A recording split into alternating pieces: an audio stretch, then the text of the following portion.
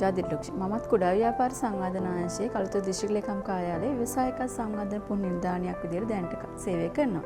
ඉතින් කුඩා ව්‍යාපාර සංවර්ධන අංශයේ අපේ කර්මාන්ත අමාත්‍යාංශයත් එක්ක ස්ලිම් ආයතනයත් එක්ක මම සම්බන්ධ වෙලා ඉන්නවා ආරෝ ට්‍රේනින් එකට. ඉතින් මම හිතන්නේ ව්‍යවසායකයෙක් විදිහට ව්‍යවසායකයන්ට උදව් කරන්න පුළුවන් දැනුම අපිට ලබා ගන්න පුළුවන් හොඳම අවස්ථාවක් තිබෙන්නේ මේ ආරෝ වැඩසටහන. අපි මේ වැඩසටහන තුළ ව්‍යවසායකයෙක් කොහොමද හඳුනා ගැනීම ගැන ඉතාම හොඳ අවබෝධයක් ලබා ගන්නවා. මොකද අපි කාලයත් එක්ක අවුරුදු 10ක් විතර කුඩා ව්‍යාපාර සංවර්ධන අංශයත් සමග ව්‍යවසායකයන් සමග කටයුතු කරා.